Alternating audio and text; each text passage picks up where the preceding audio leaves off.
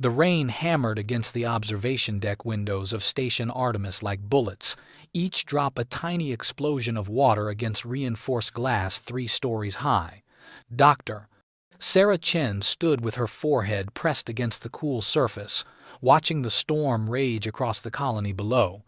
6 months she'd been here, 6 months of cataloging alien plant life and filing reports that nobody back on Earth seemed to read. 6 months of mind-numbing routine in humanity's most remote outpost, situated on a planet whose name she could barely pronounce. Her coffee had gone cold an hour ago, sitting forgotten on the console beside her tablet. The data scrolling across the screen was the same as yesterday's, and the day before that atmospheric readings, soil composition analyses, biodiversity assessments. Important work, supposedly.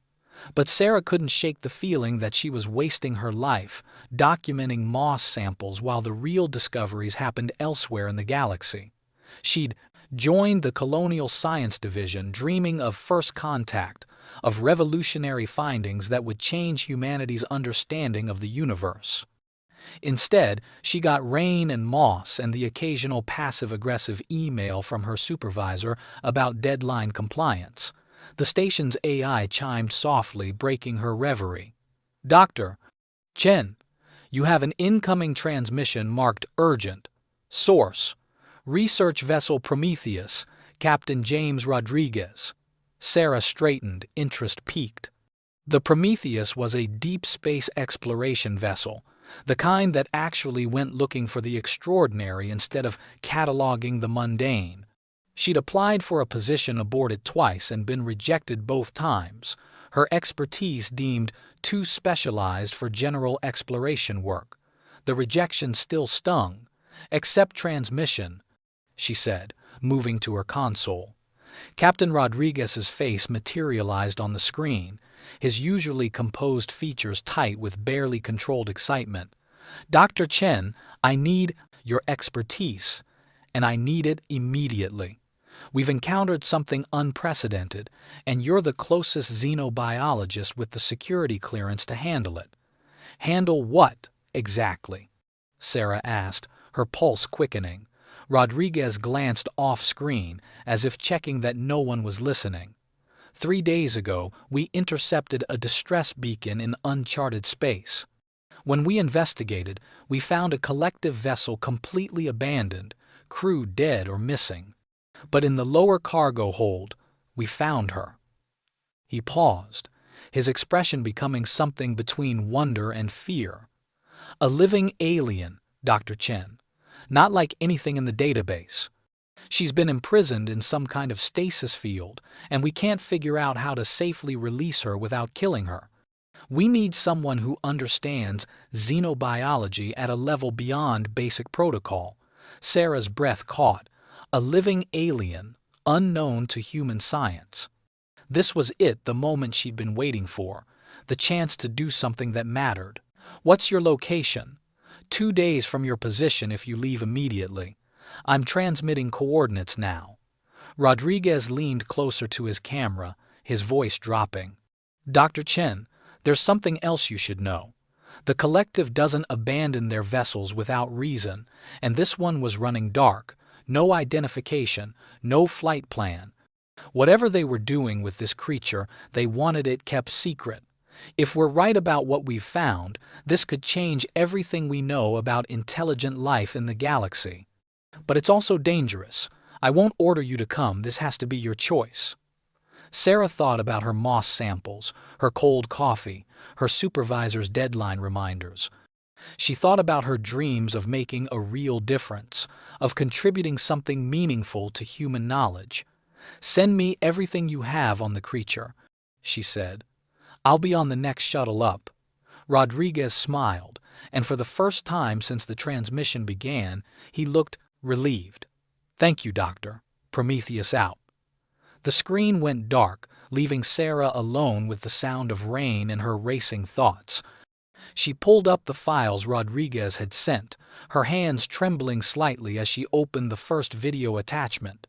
The footage was grainy, shot through what looked like a containment field's interference, but what it showed made Sarah's breath stop entirely. The creature was humanoid, female in appearance, but that's where similarity to humanity ended. Her skin shifted between deep violet and midnight blue, patterns of bioluminescence tracing across her body in rhythms that seemed almost musical. Her hair, if it could be called that, floated around her head in defiance of gravity, each strand moving independently like the tentacles of a sea anemone. She was suspended in a cylinder of energy, unconscious or sleeping, her face peaceful despite her imprisonment. But it was her hands that captured Sarah's attention. They were pressed against the interior of the containment field, and where they touched, the energy rippled and distorted, as if the creature's mere presence was enough to affect the physics of her prison. In one frame, Sarah could have sworn she saw mathematical formulas appearing in the energy field itself, complex equations that vanished as quickly as they formed. "What are you?" Sarah whispered to the frozen image. She worked through the night, making preparations, filing emergency leave requests, and studying every frame of footage Rodriguez had sent. The more she learned, the more questions emerged. The collective were slavers and smugglers, operating in the gray zones of galactic law, but they weren't scientists. Why would they have a creature like this? What purpose could she serve that would justify the sophisticated containment technology visible in the footage? By dawn, Sarah was on a shuttle breaking atmosphere, leaving behind her moss samples and mundane routine for something that terrified and exhilarated her, in equal measure. She pressed her face against the shuttle window, watching Station Artemis shrink below her, and wondered if she'd ever see it again. Rodriguez had been right, this was dangerous. But Sarah had spent 6 months playing it safe, and safety had brought her nothing but dissatisfaction. The Prometheus waited somewhere in the dark between stars, carrying a mystery that called to everything Sarah had ever wanted to be. She was going to answer that call, consequences be damned, and finally discover if she had what it took to do something extraordinary. As the shuttle engaged its FTL drive and the stars streaked into lines of light, Sarah allowed herself a small smile. Whatever waited aboard the Prometheus, it wouldn't be boring. The Prometheus was smaller than Sarah had imagined, a sleek research vessel built for speed and efficiency rather than comfort. As her shuttle docked, she gathered her equipment cases and tried to calm the nervous energy coursing through her veins. 2 days of FTL travel had given her plenty of time to study the files Rodriguez had sent, but they'd also given her time to second-guess her decision. She'd left behind a secure position, a predictable career path, all for something that might turn out to be nothing more than an elaborate hoax or a catastrophic mistake. Captain Rodriguez met her at the airlock, his handshake firm and his smile genuine. He was older than he'd appeared on screen, weathered in the way that came from years in deep space, with gray threading through his dark hair and permanent crease lines around his eyes. "Dr. Chen, welcome aboard. I hope the journey wasn't too uncomfortable." "It was fine," Sarah lied, still feeling the effects of 2 days in a cramped shuttle cabin. "I'd like to see the specimen immediately, if possible." "Specimen," Rodriguez repeated with a slight smile. "You scientists and your clinical terminology. Follow me, she's in Containment Bay 3, and fair warning, seeing her through a screen doesn't prepare you for the real thing." He led her through narrow corridors lined with exposed conduits and monitoring equipment, the ship humming with the constant vibration of active systems. They passed crew members who nodded respectfully, but whose eyes held the same mixture of excitement and fear Sarah had seen in Rodriguez's initial transmission. Whatever was in that containment bay, it had affected everyone aboard. The bay itself was a converted cargo hold, hastily modified with portable containment equipment and monitoring stations. A team of 3 technicians worked at various consoles, their attention fixed on the readings scrolling across their screens, but Sarah barely noticed them. Her entire focus locked onto the containment cylinder dominating the center of the room, The creature was awake. She floated in the energy field, her eyes open and alert, tracking the movement of the technicians with an intelligence that was unmistakable. Those eyes were extraordinary triple iris structures that shifted color from amber to silver to deep green, with pupils that contracted and dilated independently of each other. When her gaze found Sarah, the doctor felt the weight of that attention like a physical force, as if she was being examined, catalogued, and understood in ways that went beyond mere visual observation. "Magnificent," Sarah breathed, moving closer despite Rodriguez's warning hand on her shoulder. "How long has she been conscious?" "Since about 6 hours after we found her," one of the technicians answered, a young woman with nervous hands and dark circles under her eyes. "The stasis field we found her in was damaged, probably during whatever happened to the collective crew. When it failed completely, she woke up. She hasn't made any hostile moves, but she also hasn't communicated. We've tried every language protocol in the database, nothing." Sarah studied the creature's body language, noting the tension in her shoulders, the way her luminescent patterns pulsed in what might be distress or might be something else entirely. "Has anyone tried mathematics, universal constants, prime number sequences?" "We tried that this morning," the technician replied. No response. The creature tilted her head, a gesture so human it was startling, and then she moved. Her hand rose, fingers spreading wide, and where they touched the containment field, light erupted. Not random light patterns, sequences, flowing symbols that Sarah's brain struggled to interpret. They weren't numbers exactly, nor were they language in any traditional sense, but they conveyed meaning nonetheless. Sarah found herself reaching for her tablet, her fingers flying across the screen to capture the patterns before they faded. "What is she doing?" Rodriguez asked, his voice tight. "I think she's trying to communicate," Sarah said, her eyes never leaving the display. "But not in any way we were expecting. These patterns, they're not linguistic or mathematical. They're something else entirely. Conceptual, maybe? Visual poetry? I don't know, but there's intelligence behind them, structure and intent."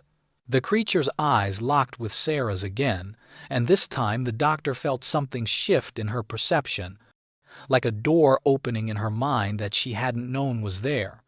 Images flooded her consciousness, not words, but pure sensation and meaning, imprisonment, fear, loneliness stretching across time periods that made Sarah's head spin, and underneath it all, a desperate, aching hope that someone would understand. Sarah gasped, stumbling backward, and the connection broke. Her head throbbed, and when she touched her nose, her fingers came away bloody. Rodriguez caught her arm, steadying her, his expression alarmed. "What happened? Chen, talk to me." "She's telepathic," Sarah managed, her voice shaking. "Or something like it. When I looked at her, really looked at her, she showed me things, memories, feelings. Captain, she's not just intelligent, she's been imprisoned for a very long time, and she's terrified." "Telepathy isn't possible," the technician protested. "Every study, every analysis of alien species we've encountered has shown every species we've encountered has been carbon-based life, operating within parameters similar to our own." Sarah interrupted. "But look at her cellular structure on the bioscanner. She's not entirely physical. There's energy woven through her biology in ways that shouldn't be possible. She exists in multiple states simultaneously. Maybe for a being like that, telepathy isn't supernatural, it's just another form of communication." Rodriguez was quiet for a long moment, his hand still on Sarah's arm, his eyes fixed on the creature in the containment field. "Can you communicate back? Can you ask her what she wants?" Sarah wiped the blood from her nose and approached the containment field again, moving slowly, deliberately. The creature watched her with those extraordinary eyes, and Sarah could feel the attention focusing, concentrating. She thought about the images she'd received: imprisonment, fear, hope, and tried to project her own thoughts back. Understanding, willingness to help, questions about identity and purpose. The creature's luminescent patterns flared bright, and Sarah felt the connection snap into place again, stronger this time, more controlled. The telepathic exchange was brief but overwhelming. Images of a civilization destroyed, a people scattered and hunted, experiments conducted by beings who saw her as nothing more than a resource to be exploited. And then, finally, a name, or something close enough to one, Kira. When Sarah opened her eyes, she found she was on her knees, tears streaming down her face from the intensity of what she'd experienced. Rodriguez and the technicians were shouting, alarms were blaring, and the containment field was flickering dangerously. But all Sarah could focus on was Kira, still floating in her prison, her hand pressed against the energy barrier in what might have been an offer of trust. "Her name is Kira," Sarah said hoarsely, "and she's asking us to free her." "That's impossible," Rodriguez said. "The containment field is the only thing keeping the ship's system stable. When we tried to power it down earlier, it created a feedback loop that nearly overloaded the reactor. Releasing her could destroy the ship." Sarah looked at the captain, then back at Kira, understanding the impossible choice being laid before them. Keep this sentient being imprisoned to ensure their own safety, or risk everything to give her freedom. It wasn't fair, wasn't right, but the universe rarely cared about such things. Through the fading telepathic connection, Sarah felt Kira's resignation. She'd been here before, had faced this choice presented to others countless times. And every time, her captors had chosen their own survival over her freedom. Sarah felt that history like a weight, centuries of disappointment and broken hope. "There has to be another way," Sarah said, her voice firm despite her exhaustion.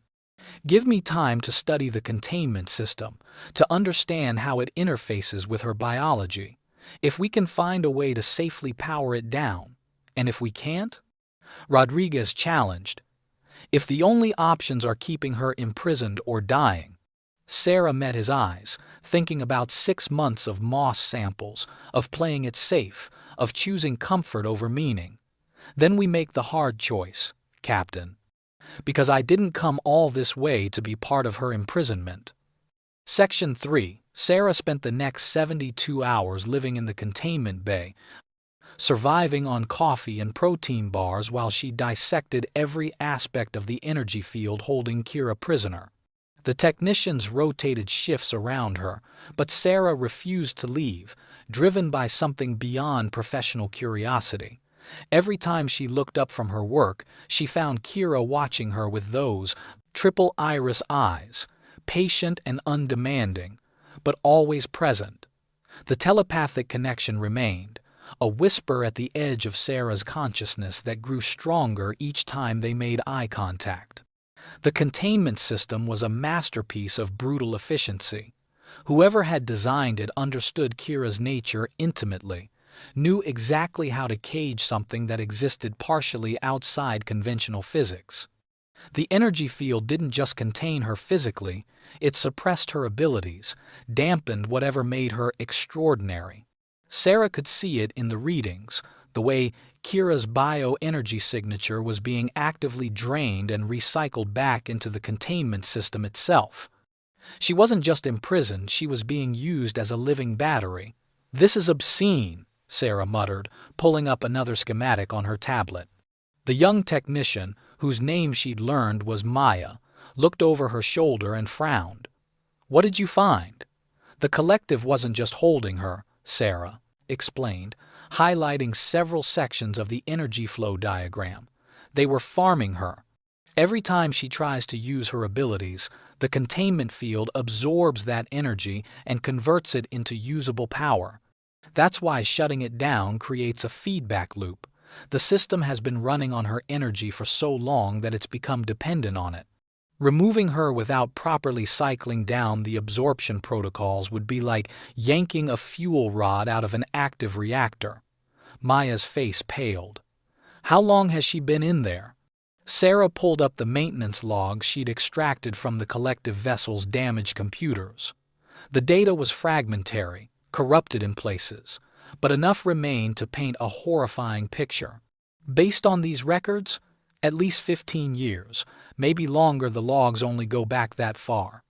15 years, Maya whispered. How is she even sane? Sarah looked at Kira, who was tracing patterns in the air with her fingers, creating ephemeral sculptures from light that dissolved as quickly as they formed. It might have been art, or mathematics, or prayer. Sarah couldn't tell. I don't know that she is. Not completely. But she survived, and that takes strength I can't even comprehend. Rodriguez entered the bay carrying food that actually smelled like real cooking, a rarity on a research vessel. You need to eat something that isn't compressed nutrients, he said, setting a tray on the console beside Sarah. And you need to sleep. You're no good to anyone if you collapse from exhaustion. I'm close to something, Sarah protested, though her stomach growled at the smell of actual protein. If I can just figure out how to create a parallel power source that mimics her energy signature, I might be able to fool the system long enough to cycle it down safely. And how long will that take? Sarah rubbed her eyes, trying to focus on equations that seemed to shift every time she looked at them. Days, maybe weeks. I'd need to fabricate components we don't have, run simulations on hardware that's not designed for this kind of work. Captain, I'm a xenobiologist, not an engineer. I can understand what needs to happen, but actually making it happen is beyond my expertise. Rodriguez sat down heavily, his own exhaustion evident. Then we're at an impasse. We can't free her without risking the ship, can't keep her imprisoned indefinitely, and can't hand her over to authorities without condemning her to more of the same. I'm open to suggestions, Dr. Chen, because I'm running out of options. The telepathic whisper grew stronger, and Sarah felt Kira's attention focusing on their conversation. Even without understanding the words, she grasped the meaning, the debate over her fate, the impossible calculations of risk versus morality. Sarah turned to face the containment field, meeting those alien eyes directly. "What do you want?" she asked aloud, knowing Kira couldn't understand the words but hoping intent would translate. "If we could free you, where would you go? What would you do?" The answer came not in words but in sensation, vast open spaces, the freedom to move without constraint, the ability to simply exist without purpose or exploitation. And underneath that, something deeper, connection. Kira had been alone for 15 years, cut off from whatever her people were, isolated in a prison that denied her the most basic aspects of her existence. Freedom mattered, but connection mattered more. Sarah felt tears burning her eyes again, frustrated by the impossibility of the situation. Every solution she'd considered ran into the same wall. The containment system was too sophisticated, too thoroughly integrated with the ship's power grid. Shutting it down safely would require resources they simply didn't have, unless they didn't shut it down at all. The thought struck Sarah with the force of revelation, and she scrambled for her tablet, pulling up new diagrams and calculations. "What if we're approaching this wrong?" she said, speaking rapidly as the idea took shape. "We've been trying to figure out how to turn off the containment field, but what if instead we transferred it? Move the entire system to a different power source while it's still active?" "That's impossible," Maya said immediately. "The power requirements alone would be massive, yes, but not impossible," Sarah interrupted, her fingers flying across the screen. "The Prometheus has emergency batteries designed to run the ship for weeks if the main reactor fails.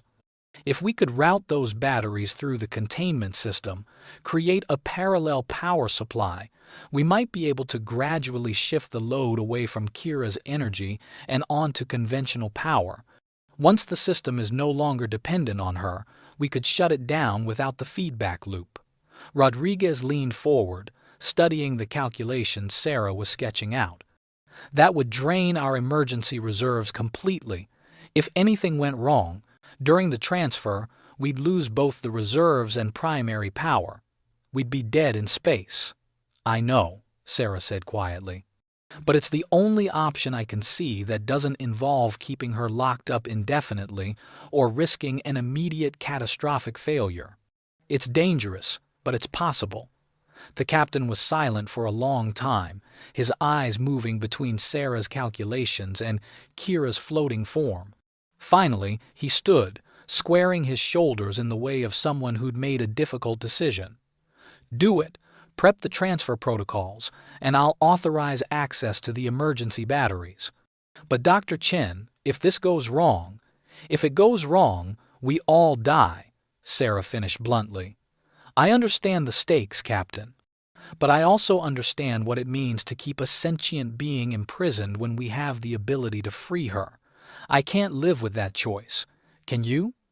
Rodriguez smiled grimly. No, I don't suppose I can. Maya, start running diagnostics on the battery systems. I want to know exactly how much power we have to work with and how long we can sustain it. And someone find me Chief Engineer Patterson, tell him I need him in Containment Bay 3 immediately. The bay erupted into activity, crew members rushing to execute orders while Sarah returned to her calculations with renewed energy. Through the telepathic connection, she felt Kira's hope rekindling, fragile but growing stronger. They might die attempting this. The smart choice would be to abandon the effort, preserve their own safety, make the practical decision. But Sarah was done making practical decisions. She was done playing it safe. Chief Engineer Patterson was a broad-shouldered woman in her 50s with permanent grease stains on her uniform and a no-nonsense attitude that reminded Sarah of her grandmother. She listened to Sarah's proposal with arms crossed, her expression growing increasingly skeptical as the explanation continued. When Sarah finished, Patterson was quiet for several long seconds, her eyes scanning the diagrams on the tablet. You understand this is insane, right? Patterson said finally.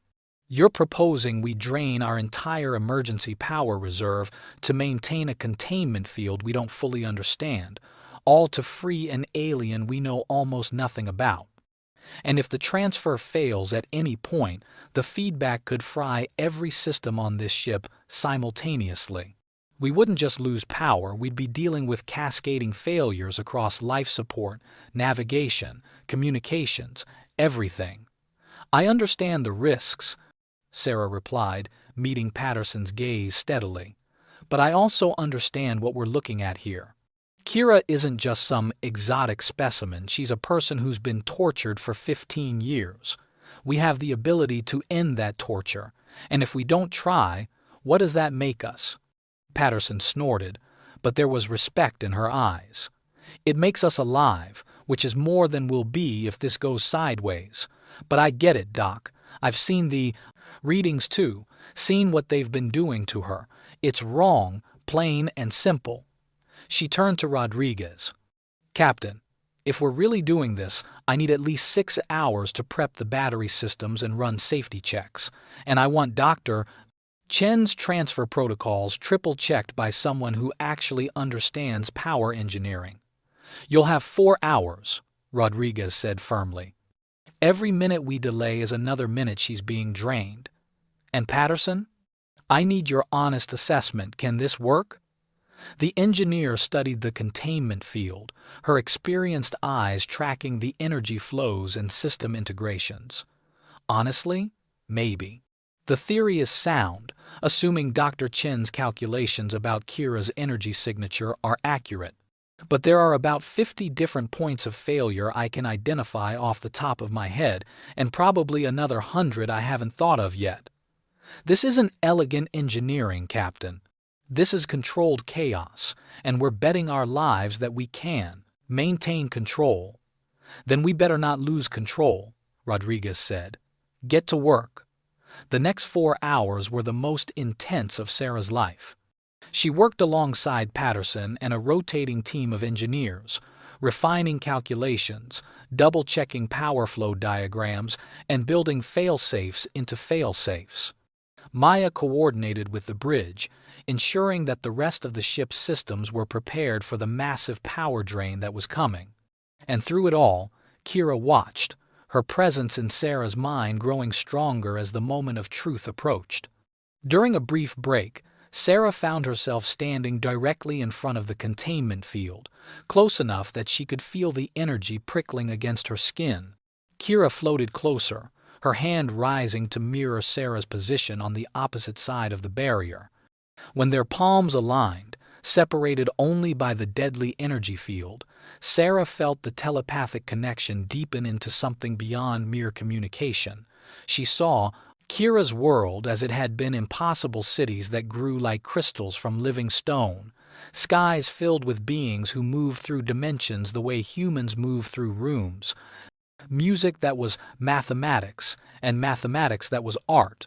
She saw the war that had destroyed it all, enemies whose nature Sarah couldn't comprehend, reducing everything to ash and memory. She saw Kira's capture, the long years of imprisonment, the slow erosion of hope as rescue never came.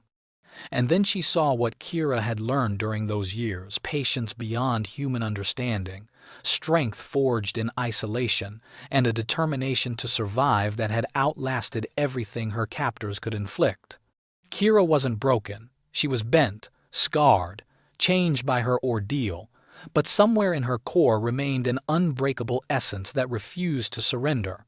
"We're going to free you," Sarah whispered, though she knew Kira couldn't hear the words.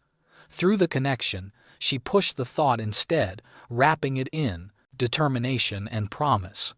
"Whatever it costs, whatever it takes, you're not spending another day in this cage." Kira's response was wordless gratitude mixed with warning. She understood the danger, knew that Sarah was risking everything for her, and the weight of that sacrifice was almost too much to bear. But there was acceptance, too, and trust that made Sarah's chest tighten with emotion she couldn't quite name. Patterson's voice crackled through the comm system. "Dr. Chen, we're ready. Battery systems are prepped, transfer protocols are loaded, and I've got redundancies on every critical system. It's still going to be rough, but we're as ready as we're going to get." Sarah pulled her hand away from the containment field, severing the telepathic connection and returning fully to herself. "Understood. Beginning transfer sequence on my mark." She moved to the primary control console, her hands hovering over the interface while her heart hammered in her chest. Rodriguez's voice came through the comm. "All stations, this is the captain. We're about to attempt something unprecedented and extremely dangerous. Emergency protocols are in effect. All non-essential personnel, secure yourselves and prepare for possible power fluctuations. Engineering, you have the con." "Here we go," Patterson muttered from her station. "Chen, start the sequence." Sarah initiated the transfer, and immediately alarms began screaming. The containment field flickered as the first trickle of battery power flowed into the system, trying to integrate with the energy being drained from Kira. The feedback was instantaneous, and violent lights dimmed throughout the bay. Consoles sparked and died, and Sarah felt the ship shudder around them like a living thing in pain. "Power draw is exceeding projections by 30%, Maya called out, her voice tight with stress. "If it keeps climbing, the batteries won't last long enough to complete the transfer. Compensate by reducing flow rate," Patterson ordered. "Slow and steady, we can't rush this." Sarah watched the readouts, her breath caught in her throat as the numbers climbed and fell in chaotic patterns. The containment field was fighting the transfer, its systems designed to resist exactly this kind of external power source. Every percentage point they managed to shift away from Kira's energy was a victory, but it came at tremendous cost. The batteries were draining faster than calculated, and they weren't even halfway through the process. Through the failing connection, Sarah felt Kira's pain as the containment field fluctuated wildly, alternating between crushing compression and sudden release.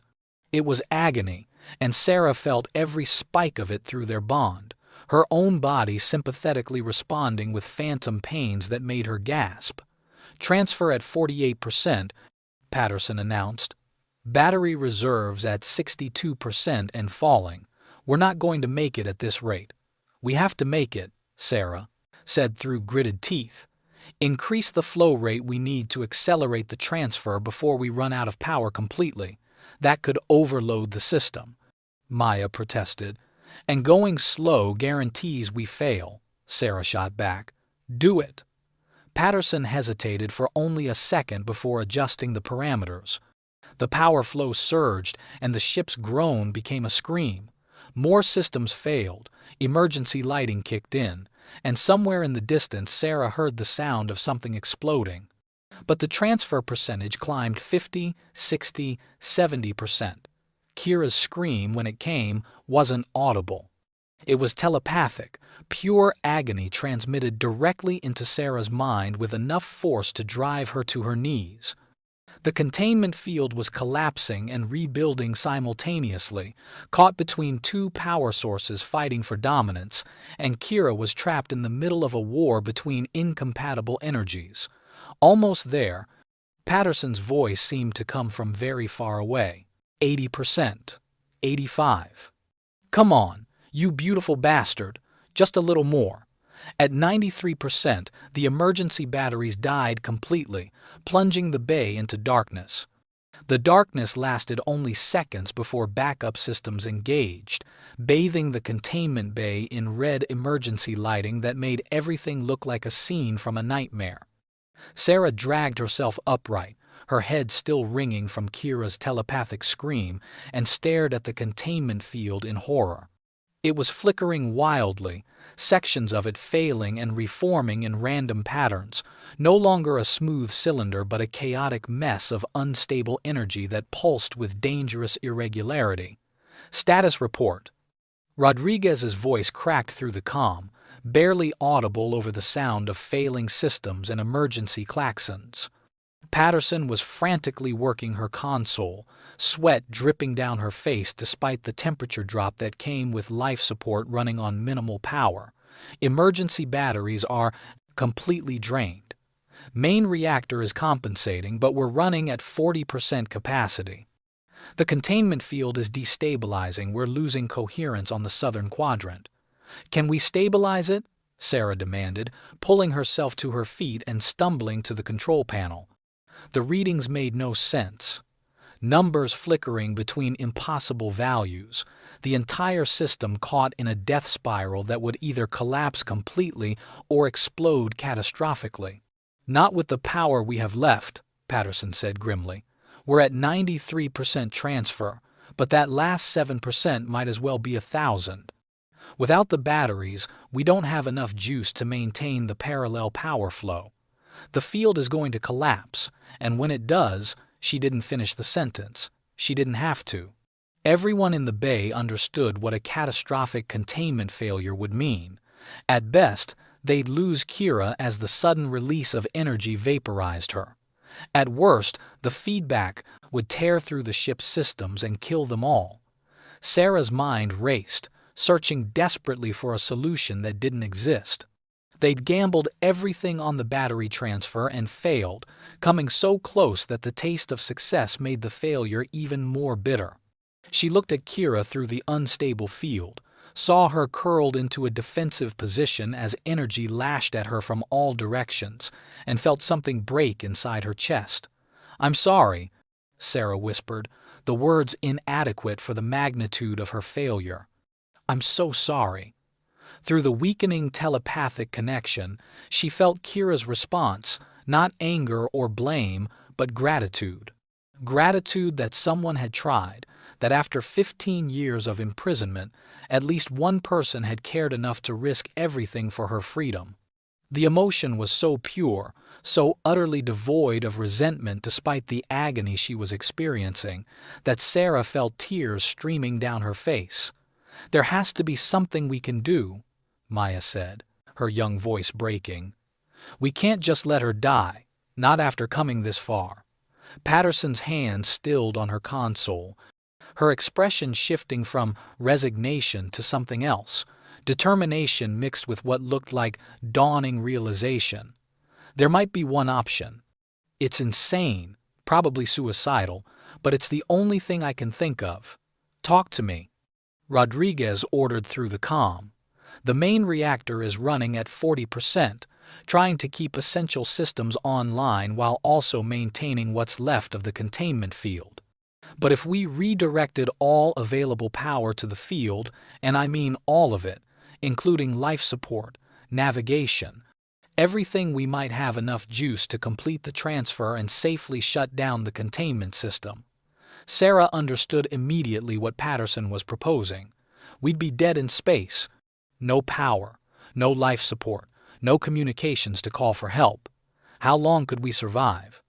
On emergency oxygen reserves. Maybe 6 hours, 8, if we're lucky and everyone stays calm to conserve air. After that, Patterson shrugged expressively. And the nearest station or ship that could reach us? Rodriguez asked. Maya pulled up navigation data on her dying console. 12 hours minimum, assuming anyone even picks up our distress beacon before we lose power completely. Captain, this is a death sentence. The bay fell silent except for the screaming alarms and the crackle of the unstable containment field. Sarah looked at each face illuminated by the red emergency lighting, Patterson with her grim determination, Maya with her youth and fear, the other technicians who'd been working alongside them. They all knew what accepting Patterson's plan would mean. They all understood the odds. Captain, I need a decision, Patterson said quietly. The containment field is degrading fast. We've got maybe 5 minutes before it fails completely, and the choice is made for us. Sarah found herself speaking before she'd consciously decided to. Do it. Redirect all power to complete the transfer. Dr. Chen, you're not in command here, Rodriguez said sharply through the comm. No, but I'm the one who got us into this mess, Sarah replied, her voice steady despite the fear coursing through her. I'm the one who convinced you to try this impossible thing, who promised we could save her. I'm not letting that promise die just because the cost turned out to be higher than we expected. Redirect the power, Captain. Free her. At least then our deaths will mean something. The silence stretched for what felt like an eternity. Then Rodriguez's voice came through, heavy with the weight of command and the burden of sending his crew to their deaths. All hands, this is the captain. Secure all stations and prepare for total power shutdown. We're about to do something incredibly stupid in the name of doing what's right. Patterson, you have authorization to redirect all available power. Make it count. Aye, Captain, Patterson said, and her fingers began dancing across her console with the skill of decades of engineering experience. Everyone in the bay, find something to hold on to. This is going to get rough. Sarah moved back to the containment field, placing her hand against the barrier one last time. The energy burned her palm, but she didn't pull away. Through the pain, she felt Kira's consciousness reaching for hers, felt the alien's confusion and growing understanding as she grasped what was about to happen. No, Kira's thought pushed into Sarah's mind, clearer than it had ever been before. Not for me. Not your lives for my freedom. Please. Too late for that, Sarah said aloud, smiling through her tears. We made our choice. Now you get to make yours. What will you do with the freedom we're giving you? Kira's response was a wave of emotion too complex to translate into words, grief and joy and determination all twisted together into something that transcended human understanding. And underneath it all, a promise. She would not let their sacrifice be meaningless. She would survive, would remember, would ensure that what they'd done here mattered. Power transfer resuming, Patterson announced. All non-essential systems shutting down in 3, 2, 1. The lights died completely, plunging them into absolute darkness broken only by the glow of the containment field. The temperature began dropping immediately as life support cut out, and Sarah heard the change in air circulation that meant the environmental systems had stopped working. They were on borrowed time now, every breath bringing them closer to suffocation. But the containment field was stabilizing. Sarah could see it even in the darkness, the chaotic energy pattern smoothing out as the full power of the reactor flowed into the transfer protocols. 94%, 96, 98. "Come on," Patterson muttered, "just a little more." 99%. The field flickered one final time and then 100%. "Transfer complete," Patterson said, her voice filled with exhausted triumph. "All power is now from the reactor. Kira's energy signature is no longer being drained. Initiating containment field shutdown."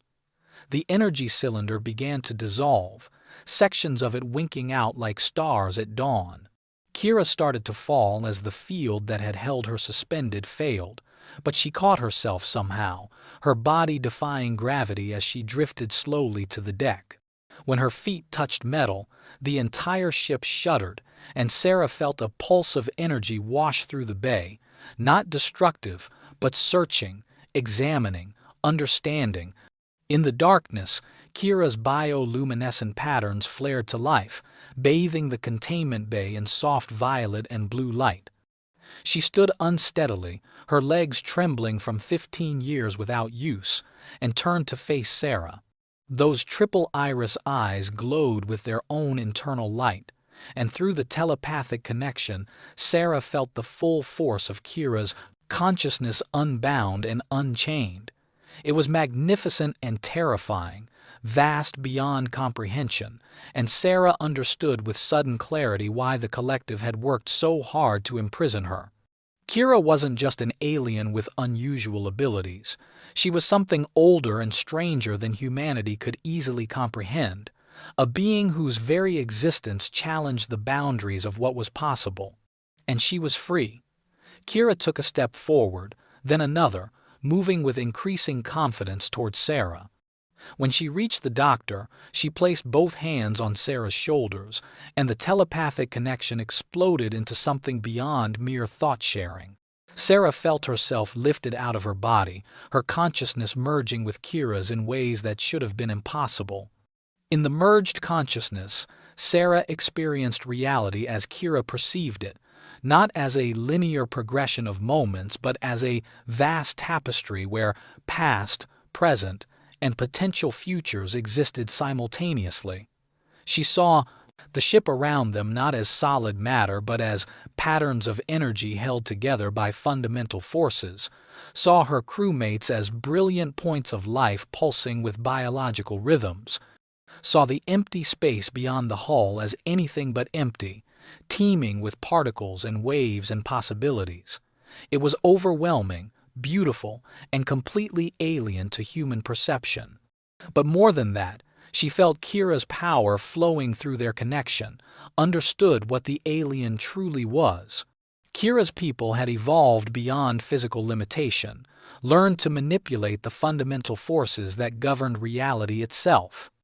They could bend space, alter time's flow in localized areas, reshape matter with focused intention. They were beings of pure potential, constrained only by their own understanding and will. And the collective had recognized that power, had sought to harness it, to turn Kira into a living weapon or power source.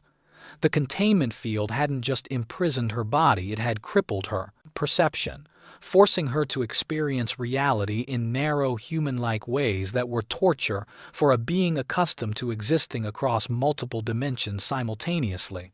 15 years of sensory deprivation more complete than anything humans could imagine, and yet she'd survived with her core self intact. Sarah felt Kira's gratitude again, deeper now that they were truly connected, and then felt something else: determination. Kira was examining the ship's systems through Sarah's knowledge, understanding the crisis they faced, the choice that had been made. The oxygen was already growing thin. Sarah could feel it in her burning lungs, could sense the other crew members struggling in the darkness. They had perhaps 4 hours left, maybe less. Unacceptable, Kira's thought echoed through their joined consciousness. You gave me freedom, now let me give you life. Sarah felt Kira gathering her power, felt the alien reaching out beyond the ship to touch the fabric of space itself, It was like watching someone weave reality, taking threads of quantum possibility and braiding them into something new. Energy began flowing into the ship, not from any external source, but from the space between spaces, from the infinite potential that existed in the gaps of reality. The Prometheus's reactor, dead and cold, began to hum as power filled it impossibly, systems coming back online one by one. "What the hell?" Patterson's voice cut through the darkness as her console flickered to life. "Captain, we're getting power from somewhere. Main reactor is showing full capacity, but that's impossible. We shut everything down. There's nothing to draw from." "It's Kira," Sarah managed to say, her voice rough as the telepathic connection began to ease and she returned fully to her own consciousness. "She's giving us power. I don't understand how, but she's doing it." The lights came back on, not the harsh red of emergency systems but normal operational lighting. Life support kicked in with a rush of fresh air that made everyone in the bay gasp in relief. Throughout the ship, systems began reporting green status across the board. Kira stood at the center of it all, her hands raised, her body glowing so brightly that it was almost painful to look at her directly. And through the fading telepathic link, Sarah felt the strain this was causing, felt Kira burning through reserves she'd barely begun to recover. "Kira, stop," Sarah said urgently, moving toward her. "You're hurting yourself. You just got free. You don't have to do this." But Kira didn't stop. She poured more energy into the ship, filling not just the reactor but the emergency batteries as well, restoring everything that had been depleted in their desperate gambit. Only when every system showed full capacity did she finally lower her hands, the glow fading from her skin as she swayed dangerously. Sarah caught her before she could fall, supporting the alien's slight weight as Kira's legs buckled. Up close, Sarah could see the exhaustion etched into her features, could feel through their connection how much that effort had cost. "Why?" Sarah asked. "You could have just left, could have taken your freedom and gone anywhere in the galaxy. Why save us?" Kira's eyes met Sarah's, and though the telepathic connection was weak now, Sarah felt the answer clearly. "Because you taught me that freedom without honor is worthless. Because you risked everything for a stranger, and I will not repay that sacrifice with abandonment. Because in 15 years of captivity, you were the first being to see me as a person rather than a resource. That deserves more than gratitude, it deserves loyalty." Rodriguez's voice crackled through the restored comm system. "Dr. Chen, report. What's happening down there?" "Our systems are reading full operational capacity across the board, but that's not possible given our power expenditure." "It's possible, Captain," Sarah replied, helping Kira to a chair while the alien recovered her strength. "Kira restored our power. She's safe, she's free, and we're not going to die in the void. I'd say the mission was a success." There was a long pause before Rodriguez responded, and Sarah could hear the emotion in his voice when he spoke again. "Tell her thank you. And tell her she's welcome to stay aboard as long as she needs. After what we've all been through, she's earned it." Over the next several hours, the bay slowly returned to normal operations as crew members processed what had happened. Maya ran diagnostics on every system, confirming that not only was everything functional, but it was performing better than it had before the shutdown. Whatever Kira had done, she'd somehow optimized the ship's systems in the process of restoring them. Patterson approached Sarah and Kira with something approaching reverence in her expression. "I've been an engineer for 30 years, she said quietly. "I thought I understood how power systems worked, understood the fundamental limitations of energy transfer and conservation. What you did," she looked at Kira directly, "it shouldn't be possible. You created energy from nothing, violated laws of physics that I've spent my entire career respecting. How?" Kira's response came telepathically, directed at Patterson but channeled through Sarah since their connection made translation easier. "The laws, you know, are not wrong, but they are incomplete. There is energy everywhere, in every space between atoms, in every quantum fluctuation. Most beings cannot access it because they perceive reality in limited ways. I can reach into those spaces and draw out what already exists. I do not create, I harvest from the infinite. Patterson shook her head slowly, a smile spreading across her face despite her exhaustion. We're going to have to rewrite physics textbooks because of you. You know that, right? Kira's laugh was soft and musical, the first time Sarah had heard her make a sound that wasn't telepathic. It was a good sound, full of genuine amusement and the kind of joy that came from finally being able to express simple emotions freely. Sarah spent the rest of the day helping Kira adjust to freedom, teaching her the basics of moving through the ship, introducing her to crew members who approached with a mixture of curiosity and caution. Kira was patient with all of them, allowing examinations and answering questions as best she could through the telepathic link she maintained with Sarah. The doctor found herself becoming something of an interpreter, translating Kira's complex conceptual communications into language the crew could understand. It was exhausting work, but also exhilarating. Sarah was learning more about xenobiology in a single day than she'd learned in years of formal study. Every answer Kira provided opened up new questions, new avenues of understanding about how life could exist and evolve in ways completely divorced from human experience. That evening, Sarah found Kira standing in the observation deck, staring out at the stars with an expression of wonder that transcended species. The alien had changed from the tattered remains of her prison clothing into a crew jumpsuit that fit her badly, but she didn't seem to care. Her focus was entirely on the view, on the vast expanse of space spreading out before them. "Beautiful," Kira said aloud, the word heavily accented but clear. She was learning spoken language with the same rapid adaptability she'd shown for everything else, absorbing patterns from her telepathic connection with Sarah. "Yes, it is," Sarah agreed, standing beside her. "Kira, what will you do now? Where will you go?" Kira turned to face her, those triple iris eyes thoughtful. "I do not know. My people are scattered, hidden. Finding them will take time, and I am not certain I wish to search alone. I have been alone for so long." She paused, struggling with the limitations of verbal language. "You freed me, Sarah Chen, but you also gave me something more valuable. You gave me connection. For the first time in 15 years, I am not isolated. Through our bond, I feel your presence, your thoughts, your care. It is precious beyond measure." "The bond," Sarah said carefully, "is it permanent? Will we always be connected like this?" "If you wish it," Kira replied. "The connection can be severed if you desire.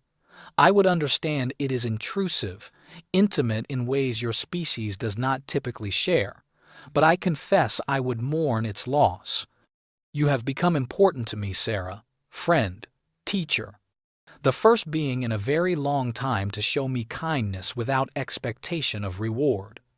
Sarah thought about that, about what it meant to be permanently linked to an alien consciousness, to never again experience complete solitude or privacy.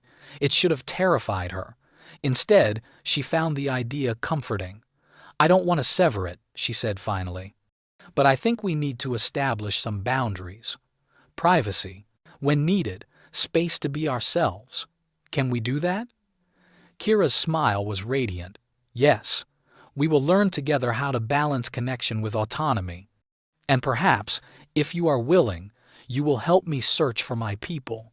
It would be good to have a companion on that journey." The Prometheus resumed its journey through deep space, but everything had changed. News of Kira's rescue spread through the scientific community like wildfire, transmitted in encrypted channels that Rodriguez hoped would stay secure but knew probably wouldn't.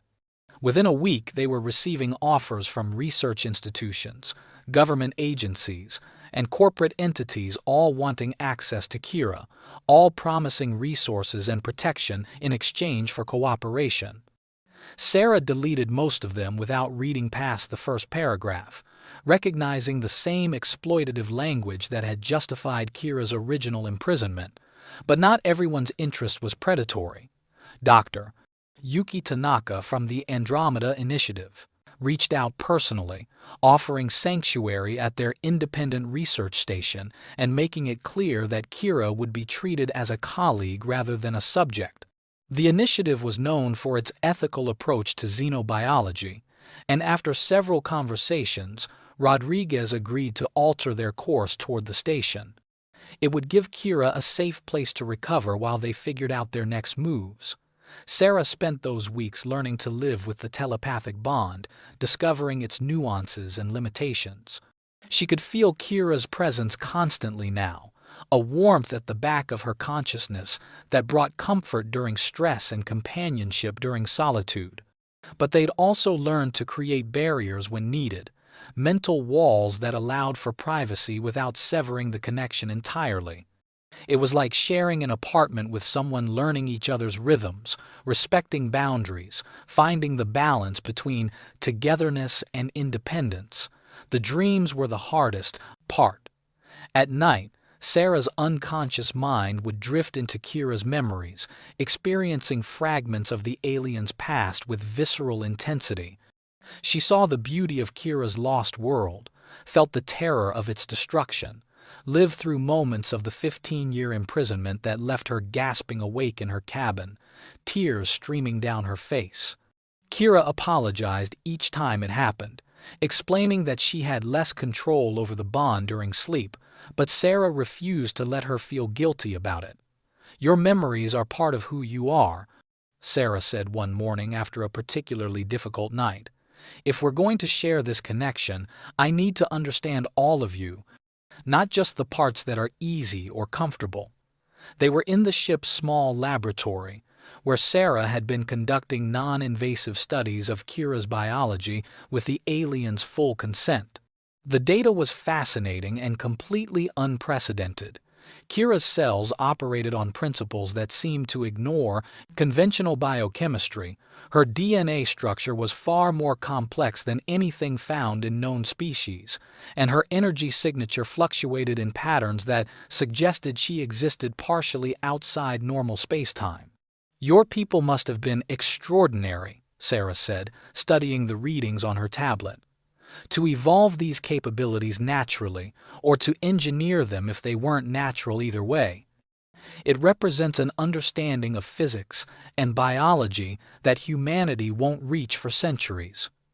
Kira was quiet for a moment, her fingers tracing abstract patterns in the air that left faint trails of bioluminescence.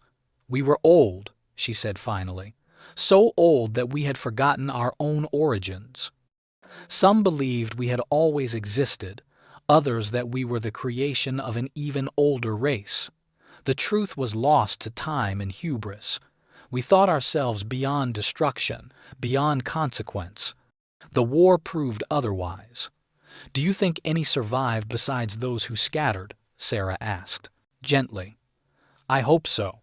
But hope and knowledge are different things, and I have only the former." Kira's expression turned distant, her eyes focusing on something Sarah couldn't see. "Sometimes I feel echoes, whispers of consciousness that might be my people, or might be my own loneliness, creating phantoms. The bond we share has awakened abilities I had thought lost during my imprisonment. I can reach further now, sense more, but the galaxy is vast, and my people learn to hide very well." Maya entered the lab carrying data pads and coffee, her presence breaking the melancholy mood. She'd become something of a friend to both Sarah and Kira, her natural curiosity overcoming initial fear. "Captain wants to see you both on the bridge. We're approaching the Andromeda Initiative station, and there's something weird showing up on our sensors." They found Rodriguez studying the tactical display with Patterson beside him, both wearing expressions of concern. The Andromeda station hung in the sortie viewport ahead, a massive wheel-shaped structure that gleamed in the light of the nearby star. But surrounding it were dozens of ships, commercial vessels, private yachts, and what looked suspiciously like disguised military craft. "Word got out," Rodriguez said grimly. "Despite all our precautions, someone leaked that we were bringing Kira to Andromeda. Now every opportunist in the sector has showed up, either hoping to make contact or looking for a chance to capture her themselves. The station's security is holding them at bay for now, but it's a powder keg waiting for a spark." Sarah felt Kira tense beside her, felt through their bond the alien's rising anxiety. After finally tasting freedom, the thought of facing capture again was nearly unbearable. "We can't stay here," Sarah said. "It's too dangerous. If one of those ships decides to risk attacking us, we're not equipped for combat." "Agreed," Rodriguez said, "but we need to refuel and resupply before attempting another long journey, and Andromeda is the only friendly port within 3 weeks' travel. Doctor, Tanaka has offered to expedite our docking and provide supplies under guard, but we'd be vulnerable during the entire process." Kira stepped forward, her hand finding Sarah's in a gesture that had become instinctive. Through their bond, Sarah felt her working through possibilities, calculating odds with the kind of multi-dimensional thinking that human minds couldn't replicate. "There is another option," Kira said slowly. "I can conceal us. Create a field around the ship that bends perception, makes us difficult to detect or track. It would not make us invisible, but it would help us approach the station and depart again with less risk of interception. Can you maintain something like that without exhausting yourself?" Sarah asked, concerned. Kira had been recovering well, but she was still far from the power levels she'd possessed before her imprisonment. "With the bond, yes. Your strength supplements mine, remember? Together we can accomplish what I could not do alone." Kira squeezed Sarah's hand, and through their connection Sarah felt the request, the need for permission to draw on their shared energy for this task. Sarah looked at Rodriguez, who nodded his approval, then back at Kira. "Do it. Keep us safe." Kira closed her eyes, and Sarah felt the power begin to flow through their bond, felt her own energy being channeled and amplified through Kira's alien physiology. It didn't hurt the way it had during the containment transfer. Instead, it felt almost euphoric, like every cell in her body was singing in harmony with something vast and beautiful. Around the Prometheus, space began to shimmer and distort, reality bending in ways that the sensors couldn't quite register. "I'll be damned," Patterson breathed, watching her instruments struggle to track their own ship. "We're here, but we're also not here. Like we exist in a probability cloud rather than a fixed position." They approached Andromeda Station under Kira's concealment, slipping past the waiting ships like ghosts. A few sensors pinged them, but the readings were confused and contradictory, making it impossible for the other vessels to get a solid lock. By the time they docked, most of the opportunists had dismissed them as sensor echoes or background radiation. Dr. Tanaka met them at the airlock, a small woman with kind eyes and gray-streaked hair pulled back in a practical bun.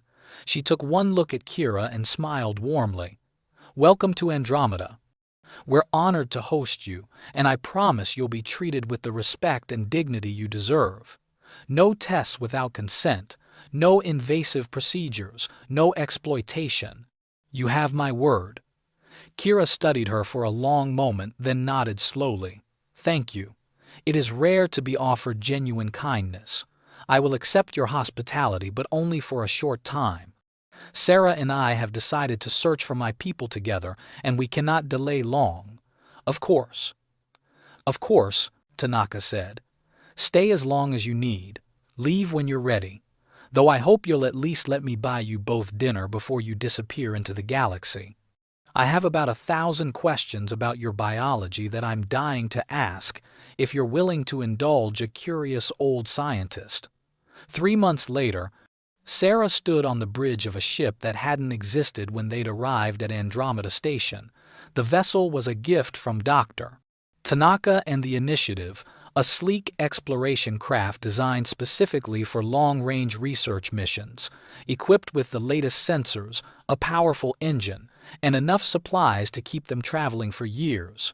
They'd named it the Horizon, because that's what their journey represented, the edge of the known, the promise of discovery just beyond reach. Rodriguez had returned to the Prometheus with most of his crew, their mission complete, and their reputations enhanced by the rescue of an unprecedented alien species. Maya had chosen to stay with Sarah and Kira, her hunger for adventure outweighing the security of her former position. Patterson had helped them outfit the Horizon before departing with a gruff handshake and a warning to keep the engines maintained properly. Now they traveled through the outer regions of charted space, following whispers and fragments that Kira sensed through her expanding abilities. The bond between Sarah and Kira had deepened over the months, becoming less of a separate thing and more simply part of who they both were. Sarah could no longer imagine existence without that constant presence, that sense of connection to something greater than herself. "I'm detecting something," Maya called from the sensor station. Energy signature, similar to Kira's, bearing 347 Mark 6. "It's faint, but it's definitely there." Kira moved to stand beside Sarah, her hand resting on the captain's chair as she extended her senses. Through their bond, Sarah felt the moment of recognition, felt Kira's hope, flare bright and fierce. "It's one of my people," Kira breathed, "wounded, hiding, but alive. We found one, Sarah. After all this searching, we finally found one." They altered course, the Horizon responding smoothly to Maya's piloting as they approached the source of the signal. A small moon appeared on their view screen, barren and unremarkable except for the cave system that honeycombed its surface. Deep within one of those caves, something was waiting. Sarah felt Kira's excitement warring with trepidation through their bond. This would be the first of her people Kira had encountered since her capture, the first chance to reconnect with her heritage and perhaps begin rebuilding what had been lost. But it was also terrifying. What if her people had changed? What if they rejected her for the bond she'd formed with a human? "Whatever happens," Sarah said quietly, taking Kira's hand, "we face it together. That's what this bond means. You're not alone anymore." Kira's smile was radiant, filled with gratitude and affection that transcended species or origin. "I know. And that knowledge gives me courage I thought I'd lost forever." They descended to the moon's surface, the Horizon settling gently near the cave entrance. As they prepared to disembark, Sarah reflected on how far she'd come from that rainy observation deck on Station Artemis. She'd left behind moss samples and mundane reports, had risked everything for a stranger, had bound herself to an alien consciousness in ways that would mark her as different for the rest of her life. And she wouldn't change a single moment of it. The price of Kira's freedom had been high emergency power reserves, nearly their lives, the comfortable certainty of understanding reality through purely human eyes. But what they'd gained was immeasurable. Friendship that transcended species, knowledge that would reshape human understanding of the universe, and purpose that gave meaning to every day. As they walked toward the cave, together, Kira's bioluminescence lighting their path and their bond thrumming with shared anticipation, Sarah realized that some prices weren't costs at all. They were investments in futures that couldn't exist without them, in connections that made the universe less lonely and more wonderful than it had been before. The cave entrance loomed before them, dark and full of mystery. Somewhere inside, another Aethari waited, another piece of the puzzle that was Kira's scattered people. It was the beginning of something larger, the first step in a journey that might span decades or centuries. Sarah squeezed Kira's hand, felt the answering pressure, and together they stepped into the darkness, ready for whatever came next. The galaxy was vast, full of dangers and wonders in equal measure, but they would face it together, human and alien, bound by choice rather than circumstance, free in ways that mattered more than physical liberty alone. Behind them, Maya sealed the horizon and followed, her footsteps echoing in the cave. Their small crew, their chosen family, united by loyalty and curiosity and the simple recognition that some things were worth any price. The adventure was just beginning, and the future stretched before them like an unwritten story, full of potential and promise. And for the first time in longer than she could remember, Sarah Chen felt exactly where she belonged. Loved this journey of freedom, sacrifice, and bonds that transcend the stars. Subscribe to our channel for more incredible HFY stories that explore humanity's courage and the connections that unite us across the cosmos. Every week we bring you tales of adventure, hope, and the indomitable spirit that makes us human. Hit that subscribe button and join our community because the universe is vast and there are countless stories waiting to be discovered. Subscribe now and never miss an adventure.